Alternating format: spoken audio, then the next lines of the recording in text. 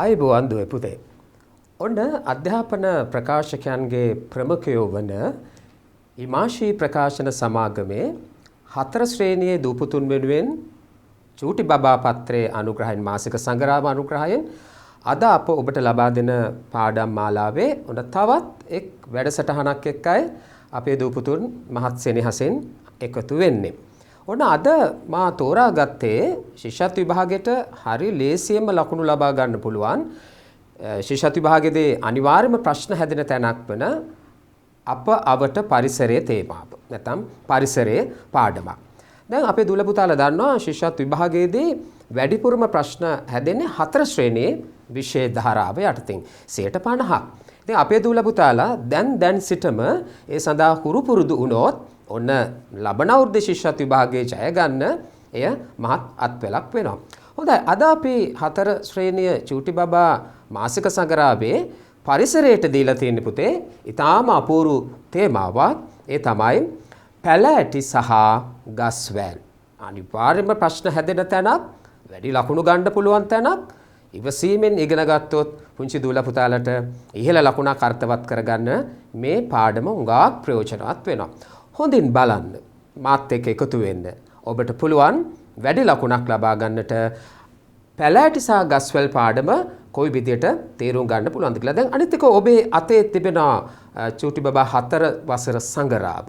මේ සංග්‍රාවත් එක්කයි අපි මේ කටයුත්ත කරන්නේ. ඔබට පුළුවන් පාඩමත් එක්ක සම්බන්ධ වෙන්න සංග්‍රාවත් බලන්න පුළුවන්. එතකොට ඔබ ගන්න සංග්‍රාවෙන් උපරිම ප්‍රයෝජන ඔබට ගන්න පුළුවන්. හොඳයි දුවේ පුතේ.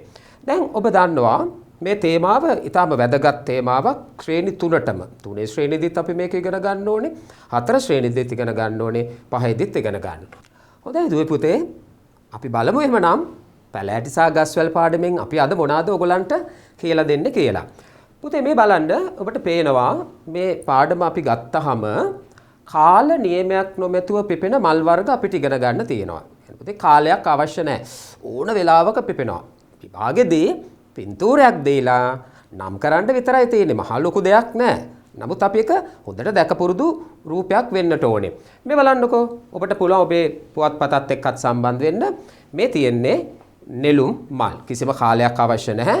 ඕනම කාලයක පුකුණක ලස්සන්ට පිපෙනවා. හොඳින් බලන්න මෙන්න මේ ශාකයේ දිහා. මේ තියෙනක ඔබට හඳුන ගන්න පුළුවන්ද? කාල නියමයක් නැතුව පිපෙන ශාකයක් කියලා අපිට පොල් ශාකය හඳුන්වන්න පුළුවන්. පොල් මල. පොල් මලේ හැඩයක් චුට්ටක් පස්සේ ඉගෙන ගන්න ඕනේ. විභාගෙදී සමහර විට එන්න පුළුවන් තැනක්. හරි අපි තව එකක් බලමු. මෙන්න කාල නියමයක් නැතුව පිපෙන මලක් හැටියට අපිට ගන්න පුළුවන් ඉද්ද මල. ඔබේ වත්තේත් ඇති. ඔබ බුදුන්ට පූජා කරන්න ගන්නවා නේ. කිසිම කාලයක් අවශ්‍ය නැහැ පුතේ. ඕනම කාලයක පිපෙන මලක් හැටියට ගන්න පුළුවන්. බලන්න මේ මල අරලිය විවිධ වර්ණ වලින් සුගන්ධවත්ව පිපෙන මලක් හැටියට අපිට හඳුන ගන්න පුළුවන්. මේවැ පෙති ගාන, ඔත්තේද ඉරට්ටේද ඒවත් ඉතින් වෙන වෙනම චුට්ටක් ඉගෙන ගන්න උත්සාහ කරන්න. හරි අපි ඊළඟට අවධානය යොමු කරමු තාම වැදගත් දෙයක්. පුතේ වසරේ එක් කාලයකට පමණක් පිපෙන මල් අපිට හඳුන ගන්න ඔන්න විභාගෙදී සිද්ධ වෙනවා. මේකේ විශේෂත්වය පුතේ එක් කාලයකට පමණයි මේක පිපෙන්නේ. හැම වෙලාවෙම දකින්න ලැබෙන්නේ නැහැ. දැන් මම මෙතන ඔබට මල් වර්ග දෙකක් පෙන්නන්නම් මුලින්ම. දන්නවද කියලා බලන්නකො ඉස්සෙල්ලා. අපි උත්තරේ කියන්නේ ඉස්සෙල්ලා චූටි බබා 4 සංග්‍රහවත් අතේ තියෙන නිසා ඔයගොල්ලන් පෙරදි නෑ දිනු. මොකද ළඟ මේ දේවල් තියෙනවා අපිත් එක්ක ඉගෙන ගද්දි. හොඳයි පුතේ අවුරුදු කාලේ මතක් වෙනකොට මෙන්න අපිට අවශ්‍යම මලක් තමයි එරබොදු මල. අවුරුද්දත් කිට්ටු එරබොදු මල් මොට්ටු කියලා ඔයගොල්ලෝ රබන් පදේමත් අහලා ඇති නේද? ඒතර බලන්න පුතේ මේ එරබොදු මල්ල සමහරු දැකලත් නැහැ. දන්නෙත් නැහැ. දැන් නගරේ ඉන්න අය නම් ගොඩක් වෙලාවට දැකලත් නැහැ. ඉතින් පත්තරෙත් එක්කත් සම්බන්ධ වුණාම ඔබට අපේ වැඩසටහනත් එක්කත් සම්බන්ධ වුණාම මේ වගේ දුර්ලභ දේවල් තාම ලේසියෙන් ඉගෙන ගන්න පුළුවන්. මේ මල දැකලා තියෙනවද? ඔයගොල්ලන්ගේ ඉස්කෝලේත් ඇති සමහර විට ගාමේ බලන්න දන්නවද කියලා? මේ මල ඇහැල මල. ඇහැල කාලේ. කියන්නේ ඇසල මාසෙට පමණක් පිපෙන මල් වර්ග. මේ සමහර මල් තියෙනවා පුතේ එම කාලයක් තිබ්බා වුණත් පොඩි වෙනස්කම් පරිසරයේ වෙන්න පුළුවන්. නමුත් නිශ්චිත කාල වකවානුවක තමයි මේ මල් පිපෙන්නේ. ඔන්න අපි තව දෙකක් හඳුනගමුකෝ. හොඳට බලන්න පින්තූරේ දිහා කලබල නැතුව දැක්ක ගම ඔබට පේනවා අරක නම් ඵලයකුත් තියෙනවා. මේ මලක් දැකලා තියෙනවද බලන්න. හොඳයි. මෙන්න පිළිතුර ඔබට යන්න පුළුවන් අඹ මල්. දැක්කද අඹ මල් ආවට පස්සේ පුතේ ගෙඩි හට ගන්නෙ. එතකොට මේ මල බලන්නකෝ. මෙන්න වෙසක් මල් අන්න වෙසක් මල් පිපෙන්නේ පුතේ වෙසක් මාසෙට. ඒ කියන්නේ අපි දැන් දුරු තුනවන් ක්‍රමයට ඔයගොල්ලෝ ඉගෙනගෙන තියෙනවා මාස 12. ඒ මාස 12 වෙසක් මැයි මාසෙදී අපිට මේ වෙසක් මල් දකින්න පුළුවන්. අඹ මල් සාමාන්‍ය පුතේ අවුරුදු කාලෙදී අවුරුද්ද කියලා කියන්නේ බක් මාසේනේ භාග්‍යවන්ත මාසේ. බක් මාසයේ පුතේ ගහකොළ ඵල වලින් පිරෙන මාසෙනේ. එතකොට අඹ සාමාන්‍යයෙන් හටගෙන ඉවරයි ඒ කාල වෙනකොට. නමුත් අපි සාමාන්‍යයෙන් දාන්නේ අප්‍රේල් මාසේ තමයි මේ අඹ මල් වලට. හොඳයි ඔන්න ඔබ අඳුනා ගත්තා එහෙමනම් කාලයකට පිපෙන මල්. දැන් අපි මේ සියල්ල පාදක කරගෙන පුංචි අභ්‍යාසයකට යමුද? ඔන්න විභාගෙ දෙන්නේ මේ වගේ ඒවා. බලන්න. පහත ප්‍රකාශ හරිනම් හරි ලකුණ දාන්න, වැරදි නම් කතිර ලකුණ දාන්න. අපේ දුල පුතාලා හොඳට මතක තියාගන්න ඕනේ. හරි වැරදි දානකොට පුතේ මේ හරියම තියෙන්න ඕනේ. රචයේ නීතිය එකයි. කතිර දානවා නම් මේ කතිරෙම තියෙන්න ඕනේ. අපිට ඕන විදිහට දාන්න බෑ. ඒක විශේෂයෙන් මතක තියාගන්න. අපි මේ වැඩසටහන හරහා ඔබට ඔබ වරද්දන තැන් ඔබට ලකුණක් ලබා ගන්න පුළුවන් තැන් කෙරෙහි තමයි අපි අවධානය යොමු කරගන්නේ. පළවෙනි ප්‍රශ්නට අපි යමු ඉක්මනින්. හිරු එළිය හොඳින් ලැබෙන අතුවල හොඳින් මල් පිපේ. ඒකනේ අපි ගස් කොළන් හිරු එළිය තියන්නේ. ප්‍රකාශය අපිට ගන්න පුළුවන් නිවැරදි ප්‍රකාශයක් හැටියට. පැහැදිලිනේ? හරිය දාන්න ඕනේ. දෙවෙනි වාක්‍යයට බලමු. සමහර ශාකවල මල් පිපෙන්නේ කාලයකට පමණයි. දැන් මම මෙච්චර ලොගලන්ට ඉගෙනුවේ ඒකනේ නේද? එන වරදින්න බෑ. මම දන්නවා අපේ දුල පුතාලා පැහැදිලිව සටහන් කරලා තියෙනවා ලස්සන හරියක්. අපි තුන්වෙනි ප්‍රශ්නෙට යමු. කාල නියමයක් නොමැතුව මල් පිපෙන ශාකද ඇත? අපි ඉස්සෙල්ලාම පටන් ගත්තේ තේන්නේ. දැන් අරලිය ඉද්ද වගේ දේවල් ගත්තම කාලයක් නෑ පුතේ ඔයගොල්ලන්ගේ වත්තේ ඕන කාලෙක මේක පිපෙන්න පුළුවන්. එන අපිට මේකටත් ලස්සන හරියක් දාන්න පුළුවන්. ඔබ මේ විදිහට දාලා තියෙනවා නම් ඔබ දක්ෂයෙක්. 4 විවිධ වර්ණවල මල් ඇත. ඒක ඔබ දන්නවා නේද? අපි කැමති පාට මල් වලටනේ. දැන් හින්දිරික මල් ගත්තොත් පුතේ අරලිය මල් ගත්තොත් අපිට පේනවා විවිධ වර්ණ වලින් තියෙනවා. අපි වත්තේ ලස්සන්ට විවිධ වර්ණ වලින් මල් වවන්නේ අලංකාරයට අපි උගා කැමති නිසා. හරි.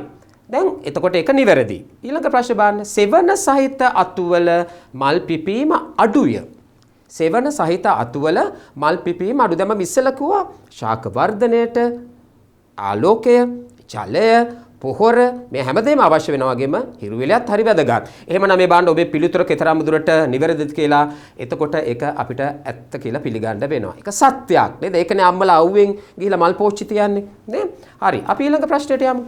නිකරුණේ මල් කඩා දැමීම පරිසරයේ සුන්දරත්වයට හානියකි. ඔව්නේ පුතේ අපි බොරුවට මල් කඩලා දාන්න නරකයි. මලක ගහ පිරෙන්න මල් තියෙනවා නම් කොච්චර ලස්සනද ඔකට මතක ඇති. මේ කිනිහිරි ගහ බලන්න මහන වෙලා වගේ නේද? දැන් අපි පොත්වල කවි තියෙනවා. කිනිහිරි මල් ගහ ගත්තාම පුතේ කහ පාටෙන් මුළු ගහම පිරෙන්න තියෙනවා හරියට මහන වෙලා වගේ කියන හාමුදුරු කෙනෙක් සිවුරක් පොරෝගෙන ඉන්නවා වගේ. ඒ විදිහට අපිට පුළුවන්කම තියෙනවා පුතේ මේ මල් තීද්දි පරිස්සම් කරගන්න. දැන් බුද්ධ ආගමේ දරුවෝ නම් දන්නවා ගහේ මල් තීද්දි කඩන්න නැතුව බුදුන්ට පූජා කරන්නත් පුළුවන්. ඒ විදිහේ ගාථා පවා තියෙනවා. අපි ඒවත් ඉගෙන ගන්න ඕනේ. හොඳයි. එහෙනම් මේක අපිට නිවැරදි කියලා පිළිගන්න වෙනවා. right. ශාකයක මුල් මගින් ජලය උරා ගනී. ඔන්න බලන්න ඊළඟ හරි වැරදි දාන තැන. ශාකයක මුල් මගින් මුල පුතේ ගහක විශාල කාර්යභාරයක් කරනවා. එතකොට දුල පුතාලා 3 යම් ප්‍රමාණයක් මේක ඉගෙන ගත්තා. දැන් 4 පන්තියේ මේ ඉන්නේ ලබන අවුරුද්දට යනකොට සම්පූර්ණම ගහේ කොටස් ගැන ඉගෙන ගන්නවා. මේක 100%ක් නිවැරදි ප්‍රකාශනයක් හැටියට අපිට ප්‍රකාශයට පත් කරන්න පුළුවන්. හරි. ඔන්න බලන්න පුතේ ඊළඟට මල් වර්ණවත් වීමට හිරු එළිය අවශ්‍යම වේ. දැන් අපේ මේ චූටි බබා සංගරාවේ ඔබේ පන්තියට ඕන කරන ඒ පාඩමට අදාළ සියල්ලම දීලා තියෙනවා. ආයේ එහෙම යන්න ඕනේ නැහැ කොහෙන්වත් මේක ඉගෙන ගන්න.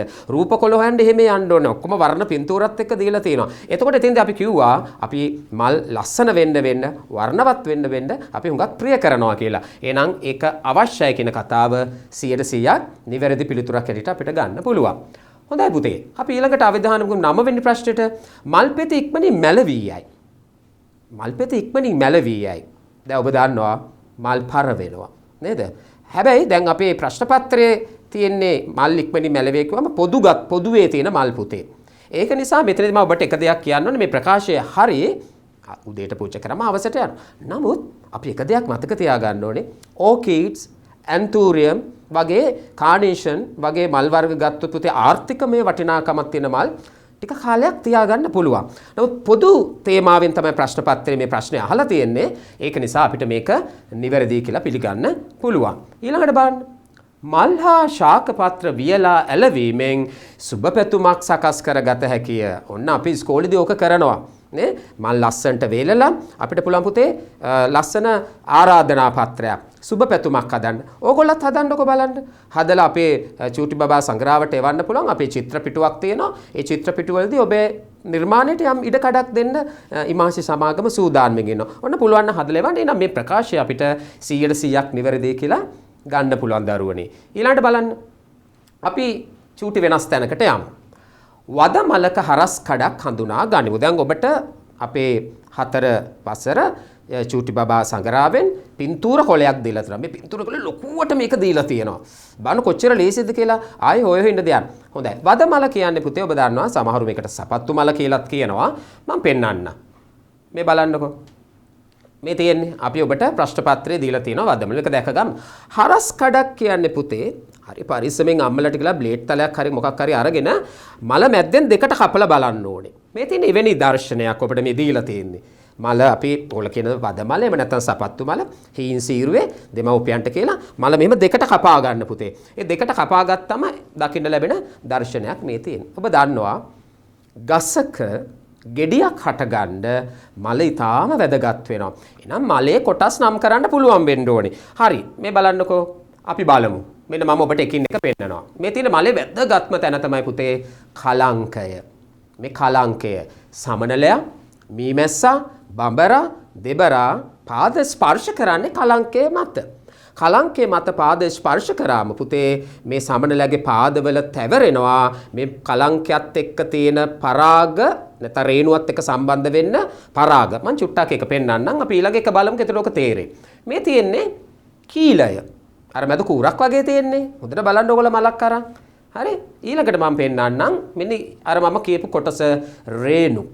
හරි? ඊළඟට අපි බලමුකෝ. මේක හරි සරලයි. මේක හොඳට මතක තියාගන්න. මේක ඔන්න මණිපත්‍රය.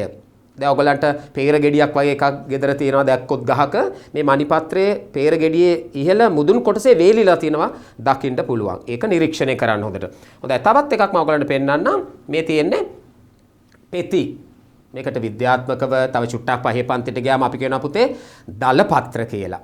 පෙති කියලා 4 දී විතරයි ලියන්නේ. පෙති කියලා කිව්වහම සාමාන්‍ය වචන. නමුත් අපි පහ ශ්‍රේණියට ගියාම තව ටිකක් ලබන අවුරුද්ද විතර ගියාම අපි දලපත්‍ර කියලා හඳුන්වනවා. මේකේ වැදගත්ම කොටසට අපි යමු. මේ තියෙන්නේ ඩිම්බ කෝෂය. ඩිම්බ කෝෂය. ඒ කියන්නේ පුතේ ගසක මලක ගෙඩියක් හට ගැනීමේ ක්‍රියාවලියට අත්‍යවශ්‍ය වෙන කොටස තමයි මේ ඩිම්බ කෝෂය. එතකොට ඔබ දන්නවා මම කියපු සමනලයා කලංකේ මත වැවුවාම රේණුගේ පාදි තැවරෙනවා. ඒ පාද තැවරෙන රේණු වලට අපි කියනවා පරාග කියලා. ඒ පරාග පුතේ තව මලක ගිහිලා වැවුවාම ඒ මලේ පරාගත් එක්කත් ගෑවෙනවා. ඒ දෙක එකට ස්පර්ශ වුණාම අපි කියනවා පරාගණය කියලා. පරාගණයක ටිකක් ලොකු වචනයක්. නමුත් එච්චර ලොකුවට හිතන්න එපා. එක මලක තියෙන පරාග තව මලක පරාගත් එක්ක ස්පර්ශ වුණාම අන්න ඒ ක්‍රියාවලියට අපි 4 පන්තියේදී කියනවා මොකද්ද? පරාගණය. ඒ වචනේ ඉගෙන ගත්තට කමක් නැහැ. ඒ පරාගණය සිදු වුණාම පස්සේ තමයි පුතේ මේ ඩිම්බ කෝෂය ගෙඩියක් බවට පත් වෙන්නේ. දැනට ওই ටික ඇති. මේ පන්තියට ගියාම තව ටිකක් වැඩියෙන් මලක කොටස් එක්ක එක ඉගෙන ගන්න පුළුවන්. අන්තිමට තියෙනවා ඔබට පේනවා මේක නටුව. නටුවෙන් තමයි ගහේ රඳා පවතින්නේ. ඔන්න ඕක විභාගෙට එන තැනක්. කොටස් දෙකක් දීලා එකක් නම් කරන්නේ. ඇයි වාර විභාගෙට? දැන් වාර විභාගෙටත් ලෑස්ති වෙන්න එපා. වාර විභාගෙට එන්න පුළුවන් තැනක්. ඒ නිසා හොඳට මතක තියාගන්න අපි රූප කොලයක් දීලා තිනවා. ඒක ඔබ පාඩම් කරන තැන අලව ගන්න. මේසේ ළඟ ඔබට තියෙනවා නෝටිස් බෝඩ් එකක් වගේ එකක් පුතේ හදා ගන්න අම්මලට කියලා. මේ අපි චූටි බබා සංගරාවෙන් දෙනවා ඔබට අත්‍යවශ්‍ය හැම දෙයක්ම. ඒ දේවල් අලවලා තියාගත්තොත් නිතර ඇස ගැටෙනකොට ඔබට මේවා ඊටාම සරල දේවල් බවට පත් වෙනවා. දැන් අපි ඒකෙන් බලමු හරි වැරදිද දාන්න එකක්. ඔන්න ඉක්මනින් බලමු. ඔබට පුළුවන් මේ ටිකට 100% ලකුණු ගන්න. පහත ප්‍රකාශ හරිනම් හරි ලකුණද වැරදි නම් කතිර ලකුණද යොදන්න. හරි අර ඉස්සෙල්ලා තේමාවම තමයි. කුරුල්ලෝ ශාක මත කූඩු සාදති. ඔබ දැකලා තියෙනවා. හරියට හරින එක. ඉතින් අපිට ගොඩක් විස්තර ඕන ඉදිරියේදී කතා කරන්න පුළුවන්. දැන් වඩු කුරුලා ලුව විශ්මිතම කූඩුව හදනවා. කපුට ගත්තොත් එහෙම් මෙහෙම් කූඩුවක් හදනවා. ඒ විදිහට උන්ගේ වාසස්ථාන සඳහා කුරුල්ලන්ට ශාක අත්‍යවශ්‍ය වෙනවා. ඊළඟ එක බලන්න. කොස්ගස්වල දිමියන් දිමිගොටු සාදති. පුතේ සතුන්ගේ වාසස්ථාන දිමිගොටු. ඔබ නා ඕන තරම් දැකලා ඇති මේක.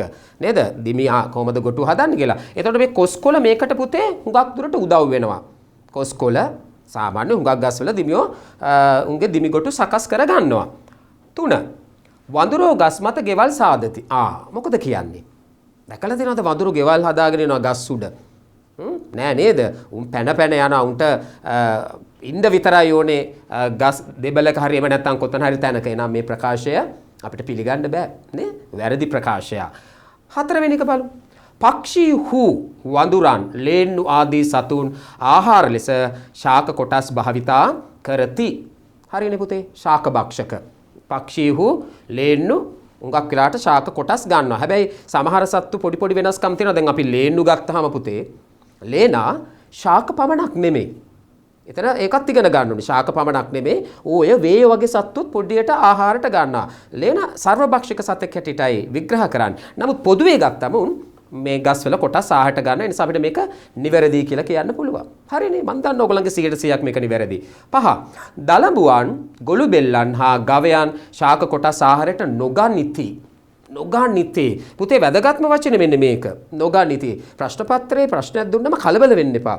ඒ තිබෙන සියලු පදයන් එක්ක සම්බන්ධ වෙන්න ඕනේ. පුතේ දලඹුව ගත්තොත් ගොළු බෙල්ලන් අපි ගස් කොළන් කනවා කියලා අම්මලා විසි කරනවානේ. ඇටි කුකුලට බාර දෙනවා නේද? එහෙනම් මේක අපිට පිළිගන්න බෑ. උන් ශාක මත තමයි හුඟක් වෙලාට යැපෙන්නේ. ගවයෝ කියලා කියන්නේ ශාක භක්ෂක සතෙක්නේ. ඒ නිසා අපිට එතනදී තේරුම් ගන්න පුළුවන් එක. මී මැස්සෝ සහ සමනලෝ මල් පැණි බොති. හරිනේ පුතේ? අපි ඔයගොල්ලෝ දැක්කලා තියෙනවා මේ ඔක්කොම ඔබ දකින්න දේවල්. පරිසරයේ ප්‍රශ්න පත්‍රයේ ප්‍රශ්න නිර්මාණය වෙන්නේ පුතේ එදිනෙදා ජීවිතයේ අපේ අත්දැකීම්. එතකොට මේ ප්‍රකාශයත් නිවැරදි ප්‍රකාශයක් හැටියට ගන්න පුළුවන්. මේවට වැඩි කාලෙ ගන්න එපා. ශිෂ්‍යත්ව විභාගෙත් තේමයි. විනාඩි එකදී ප්‍රශ්න 2-3ක් විතර යන්න ඕනේ. නැත්තම් කාලයත් එක්ක කරන සටනන්නේ ශිෂ්‍යත්වය කියලා කියන්නේ. 7. ඊළඟ කොටසට යමු. සුදුසු සතාගේ නම තෝරා ලියන්න. right. දැන් අපි උත්තර දීලා තියෙනවා. වවුලා, අලියා, ගොළුබෙල්ලා, වඳුරා, ගවයා, මීමැස්සා. දැන් මේ පාඩමේම අපි චුට්ටක් ඉස්සරහට යනවා පුතේ. ඒ අනුව මල් පැණි බොන සතා ඔයගලන්ට තෝරන්නයි තියෙන්නේ. මේක උගක් වෙලාවට වාර විභාගයට තමයි වැදගත් වෙන්නේ. මොකද ශිෂ්‍යත්වයට දෙන්නේ ඉරි ගහන්න විතරයි. නමුත් මේ දැනුම ඔබට අවශ්‍ය වෙනවා ඉරි ගහන ප්‍රශ්න පත්‍රය තෝරන්න. හොඳ ඔබ තේරුවද බලන්න. ඔන්න ඔබට ලේසියම ගන්න පුළුවන් මෙතන උත්තරේ මීමැස්සා. මල් පැණි බොන සතෙක්. ඊළඟට බලමු 2. මම මේ පින්තූරයකුත් දාලා තියෙනවා. අර මං කිව්වේ පරාගන ක්‍රියාවලිය. පරාගන ක්‍රියාවලිය මෙතින් ඔබට දකින්න පුළුවන්. දෙවෙනි එක. තනකොළ ආහාරයට ගනි. අපි බලාගෙන එනවා කලබල නැතුව. වවුල තනකොළ කනවද බලනවා. අලියා, ගොළුබෙල්ලා, වඳුරා, ගවයා, මීමැස්සා. හොඳට උත්තරේ නිරීක්ෂණය කරන්න. නිරීක්ෂණය කරාම ඔබට පැහැදිලිව ගන්න පුළුවන් උත්තරේ ගවයා. ගවයා ඉතින් නේද තනකොළමනේ කන්නේ. මම ඔන්න දර්ශනයක් දාලා තියෙනවා ඔබට බලන්න. ඉතින් මේක පත්තරේ නැති එකක් සංගරාවේ වැඩිදුර අපේ මේ වැඩසටහනත් එක්ක එකතු වෙන දූල පුතාලට ඉගෙන ගන්න තමයි මේ පුංචි අත්වැල අපි ඔබට සැපුවේ. ගස්වල ගෙඩි කයි. බලන්නකෝ කවුද සතා මෙන්න තෝරගත්තද බලන්න. වඳුරා. මම පෙන්නන්න පින්තූරයක්. ඉතින් අන්න අපූරු පින්තූරයක් එතන තියෙනවා. පේනවද ඔබට ගස්වල ගෙඩි කනවා. ලේසි නේද? දලු කොළ කයි. අන්න දලු කොළ කන්නේ කවුද? ගොළුබෙල්ලා. අපි බලමු පින්තූරයක්. ඔය තියෙන. දලු කොළ කන්නේ කවුද? ගොළුබෙල්ලා. ලේසි නේද? හරි. ගස්වල අතු කඩලා දානවා. අයියෝ අපරාධිනේ නේද? කවුද? අලියා. ඔබ දැකලා තියෙනවා අලියාගෙන් වගාවන්ට හානි සිදු වෙනවා නේ? ඒවල් වලට හීලා නැති ඇලියෝ ඇවිල්ලා කඩලා විනාශ කරනවා. ඒ වගේ දේවලුත් තියෙනවා. ඉතින් ඔන්න මං හිතනවා මේ ප්‍රශ්න පහ ඔබ ඉතාම සාර්ථකව ජයග්‍රහණය කරලා ඇති. මං කියන උත්තරෙත් එක්ක ඔබ සංගරාවත් එක්ක සම්බන්ධ වෙලා ඇති කියලා. හරි? බීජ ව්‍යාප්තියට උදව් කරන එක්කෙනත් අපි හොයමු මෙතන. මේ ඉන්නේ. කවුද? වවුලා. මෙන්න. පේනවද ඔබට? වවුලා බීජ ගිහිලා තැන් තැන් වලට දානවා. ඒකෙන් ව්‍යාප්තිය කියන්නේ පුතේ ගසක් හටගන්න, පැලයක් හටගන්න වවුලා අපිට උදව් කරන සතෙක්. හොඳයි. අපි ඉක්මනින්ම ඊළඟ කොටසටත් බලමු. මිනිස්සුන්ට ප්‍රයෝජනවත් වන ශාකවල විවිධ කොටස් අපිට පොඩ්ඩක් හඳුනා ගන්න තියෙනවා. අපි බලමු මේක හඳුනා ගන්න පුළුවන්ද කියලා. මේ තියෙන පුතේ මුල්. නේද? මිනිසුන්ට උගා ප්‍රයෝජන වන ශාකයක ප්‍රධාන කොටස් ගසක මුලින් තමයි ගහ රඳා පවතින්නේ, ජීවත් වෙන්නේ, ගසට අවශ්‍ය පෝෂණ කොටස් දෙන්නේ. මේ මොනවද බලන්න. මිනිසුන්ට ප්‍රයෝජනවත් වන ශාකවල විවිධ කොටස්. මේ මොනවද පුතේ? ඔබ ආස කරන දේවල්. පළතුරු ගොඩක් තියෙනවා. මේ මොනවද? ඵල, එහෙම නැත්නම් ගෙඩි. ගෙඩි අපිට ඔන්න ප්‍රයෝජනවත් කොටසක් ගසක. ඊළඟට මෙන්න මේක කොටස බලන්න. අපි මේ කතා කරන්නේ ශාකවලින් මිනිසාට ඇති ප්‍රයෝජන. මේ බාණ්ඩ ගසුත් ඉතින් සමහර දේවල් වලට කපන්න වෙනවා නේද? අකමැත්තෙන් වුණත්. ඒ මොනවටද? කඳ ගන්න, දැව දඬු ගන්න, අපිට අවශ්‍ය කරන ගෘහ භාණ්ඩ සකස් කර ගන්න. ඉතින් ඒ නිසා කඳ මෙතනදී ප්‍රයෝජනවත් වෙනවා. ඊළඟට මෙන්න අපි ඉස්සලත් කතා කරපු මල්. ශාකවල තියෙන ලොකුම ප්‍රයෝජනය තමයි අපි සාමාන්‍යයෙන් ගහක් පවන්නේ මල් කඩා ගන්න පැලෑටියක් හැටියට. ඊළඟට බාණ්ඩ පත්‍ර. මේ බාණ්ඩ දැන් ඔයගොල්ලෝ පත්‍ර ආහාරයට ගන්නවා. දැන් මෙතන අපි පෙන්නලා තිනවා විවිධ ශාක පත්‍ර බෙහෙත් වලට ගන්න ඒවා, මැල්ලුමට ගන්න ඒවා. එහෙනම් ඒක පත්‍ර හැටියට හඳුනා ගන්න පුළුවන්. ඊළඟට අපිට ගන්න පුළුවන් අල. මේ බලන්න. විවිධ අල වර්ග. ඔයගොල්ලෝ කාලා තිනවද බලන්න. ඉතින් මිනිසාට ප්‍රයෝජනවත් වෙන ශාක කොටසක් හැටියට අපිට අල හඳුනා ගන්නත් පුළුවන්. හරි. එහෙනම් අපි අන්තිම කොටසට යන්නේ දැන් ඉක්මනින්. මෙච්චර වෙලා අපි ඉගෙන ගත්ත දේවල් වලින් පුතේ අපි බලමු විභාගෙදී ඉරක් ගහන්න දුන්නොත් අපිට කොයිතරම් දුරට ඉක්මනින් මේක ග්‍රහණය කරගන්න පුළුවන්ද කියලා. මෙන්න පෙති 3ක මලකි. දැන් චූටි බබා සංගරාවේ මේ ප්‍රශ්න නිර්මාණය කරනකොට මම පින්තූරේ දාලා නැහැ. පින්තූරේ නැහැ එතන. නමුත් අපි පින්තූරෙත් එක්ක ඉගෙන ගමු. පුතේ මේ තියෙන්නේ ඔබට හඳුනා ගන්න පුළුවන් මේ පෙති 3ක මල මොකද්ද? පොල්. දැන් පොල් මලක් අරගෙන මේ කොටස් කඩලා බලන්න පුතේ ඔය නිකන් ඉන්න වෙලාවක ඒක ලස්සනට තියෙනවා ත්‍රිකෝණාකාර පෙති හැටියට. අන්න ඒවා තමයි අපි නිරීක්ෂණය කරන්න ඕනේ. 2. කාලයට පමණක් පිපෙන මල පින්තූරේ තියෙන නිසා උත්තරේ ලේසි. කියන්න බලන්න. මොකද්ද? ඔව් කජු. කජු හැමදාම නැහැ. කජු හැමදාම නැහැ. එක්තරා කාලයකට පමණයි. මල් නොපිපෙන ශාකයකි. පින්තූරේ දීලා තියෙනවා. හඳුනනද බලන්න? ඔයගොල්ලන්ගේ ගෙවල් පැත්තේ තියෙනවද බලන්න? මේ මොනවද? මේ පුතේ මඩු ශාකය. මඩු ශාකය. 4. දූර්යන් මලේ පැණි කැමති සතා. ඔබ දන්නවද දූර්යන් මලේ පරාගණයට බෙහෙවින් උදව් කරන සතා තමයි මේ දක්වලා තියෙන්නේ මම. ඒ තමයි වවුලා. වවුලා තමයි දූර්යන් මල් නිසා දූර්යන් ගෙඩි හට ගන්න උදව් කරන්නේ. ශාක වලට හානි කරන සතා තමයි කවුද පුතේ? කටුස්සා.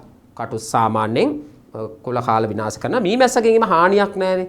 මීමැස්සගෙන් හානියක් නැහැ. ගස් බෙනවල නිවාස සාදා ගන්නා සතා කවුද? ඔබට පේනවා මම උත්තරේ දීලා තියෙනවා ගිරවා. මේවා ලේසි එච්චර වෙලා ගන්න ඕනේ නැහැ. අපිට ඉක්මනින් ඉගෙන ගන්න පුළුවන්. ශාක පත්‍ර ඇසුරෙන් විවිධ නිවාස තානා ගන්නේ කවුද? මේ බලන්න බට්ටිච්චා. මම පින්තූරේ දාපු ගමම ඔබට ඒක ඉගෙන ගන්න පුළුවන්. නාමලට ඇති පෙති ගණන. නාමලට ඇති පෙති ගන්න පුතේ මේ බලන්න ගණන් කරන්න. 1යි 2යි 3යි 4යි. ඔබට පේනවද? 4යි. ඉරට්ටේ සංඛ්‍යාවක් නේද? කෑමට ගන්නා මල් වර්ගයක ඔයගොල්ලෝ අම්මලා ගේනවා ගෝවා මල්. ගෝවා මල්. කාල නියමයක් නොමැතුව මල් පිපෙන ශාකයක් තියෙනවා. මේ තියෙන්නේ කෙසෙල්. කෙහෙල් මුව කියලා කියන්නේ. කෙහෙල් මල කියලාත් අපි කියනවානේ. හරි? ඒ විදිහට. හොඳයි පුතේ එhmenan අපි බලමු තවත් පුංචි ප්‍රශ්නයක්. මෙන්න 9 වෙනි ප්‍රශ්නේ. කෑමට ගන්නා මල් වර්ගයක. දැන් කෑමට ගන්න මල් ගොඩක් තියෙනවා. ලූණු මල් නේද? හතු වර්ගත් ඔයගොල්ලෝ ගන්නවා. කෙහෙල් මුවත් ගන්නවා. නමුත් මේ දීලා තියෙන මල ඔබට හඳුනා ගන්න පුළුවන්. මේවා පුතේ ගෝවා මල. ගෝවා මල. හොඳයි එහෙනම් අපි අවසාන ප්‍රශ්නෙට යමු. අවසාන ප්‍රශ්නේ. කාල නියමයක් නොමැතුව මල් පිපෙන ශාකයක. දැන් රඹුටන් සාමාන්‍යයෙන් හැමදාම නැහැ. මල් වානේ රඹුටන් හැමදාම නැහැ.